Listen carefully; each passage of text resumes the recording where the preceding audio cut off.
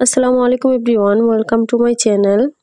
আজকে আমি আপনাদের সঙ্গে শেয়ার করব আচার স্পেশাল মশলা সহ সুন্দর একটা টক ঝাল মিষ্টি আচার রেসিপি।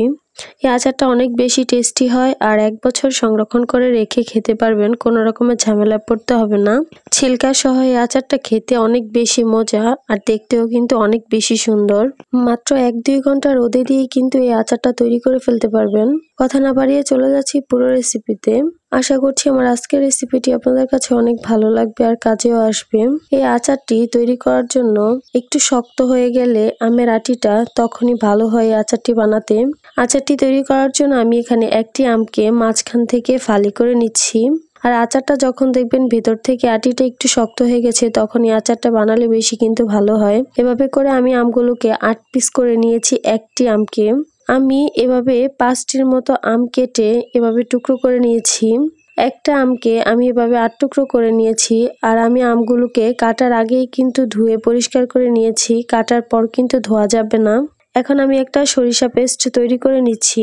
2 টেবিল চামচ সরিষাকে পানিতে ভিজিয়ে তারপর এর সঙ্গে 2টা কাঁচামরিচ দিয়ে এটাকে বেটে নিয়েছি। আপনারা চাইলে কিন্তু ব্লেন্ডারও ব্লেন্ড করে নিতে পারেন। আর কাঁচামরিচটা দেওয়ার কারণে কিন্তু সরিষার যে তিতা ভাবটা থাকে সেটা থাকবে না। এবার আমি সরিষা বাটাটাকে আমের সঙ্গে দিয়ে দিচ্ছি আর এর সঙ্গে দিয়ে দিচ্ছি হাফ চা চামচ লাল মরিচের গুঁড়া, দিয়ে দিচ্ছি হাফ চা চামচ হলুদের গুঁড়া, স্বাদ মতো দিয়ে দিচ্ছি লবণ। এখন আমি এই সব কিছুকে আমের সঙ্গে খুব ভালোভাবে মিশিয়ে নিচ্ছি। আমটা খুব ভালোভাবে মাখানো হয়ে গেলে এবার আমি একটা ছড়ানো ট্রেতে এগুলোকে রোদ্রে দিয়ে দিব। আমি এটার মধ্যে সবগুলো আমের টুকরো ছড়িয়ে সুন্দরভাবে দিয়ে দিচ্ছি। এবার আমি এটাকে 2 ঘন্টার মতো রোদ্রে রাখবো, এর বেশি রাখার প্রয়োজন নেই। আমের গায়ে যে পানিটা থাকে সেটা শুকিয়ে গেলেই হবে। কারো হাতে যদি রোদের ব্যবস্থা না থাকে তাহলে কিন্তু ফ্যানের নিচে দিয়েও কিন্তু এই আচারটা শুকিয়ে নেওয়া যাবে। এরই মাঝে আমি আমের আচারের জন্য একটা স্পেশাল মশলা বানিয়ে নিচ্ছি।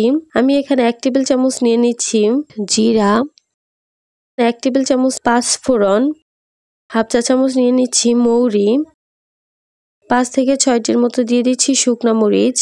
আপনারা চাইলে এখানে কিন্তু 1 টেবিল চামচ আস্ত ধনিয়াও নিতে পারেন, তবে আমার হাতের কাছে ছিল না তাই আমি দিতে পারিনি।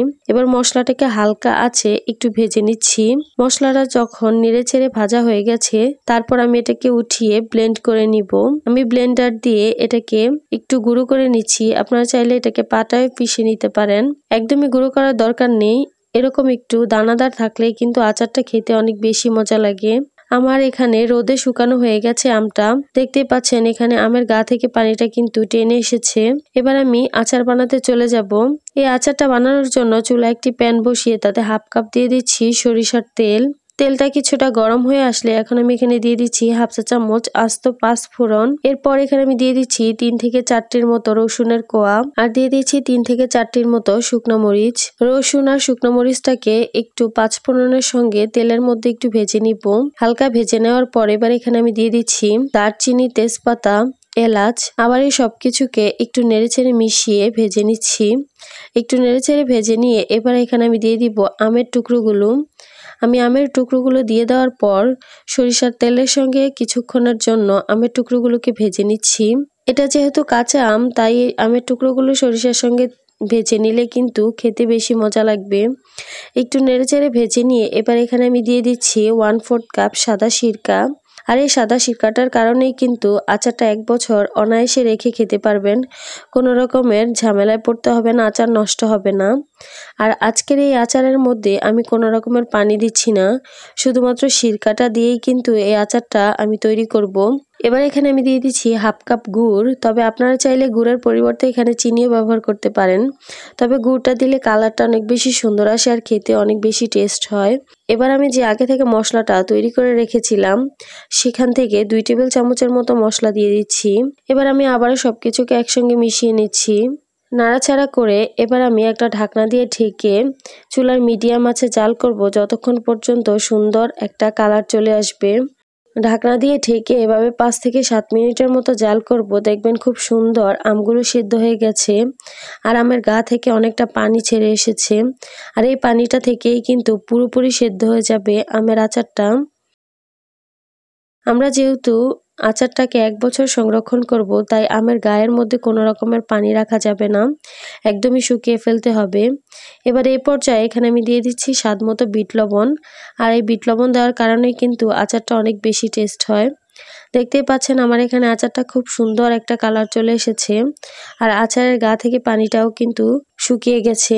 আমগুলো দেখতে কিন্তু একদমই সেদ্ধ হয়ে গেছে। এবার এখানে আমি যে আগে থেকে মশলাটা তৈরি করে রেখেছিলাম সেখান থেকে আরও 1 টেবিল চামচ মশলা দিয়ে দিচ্ছি। দেখতেই পাচ্ছেন আচারের মধ্যে এরকম সুন্দর একটা কালার চলে এসেছে।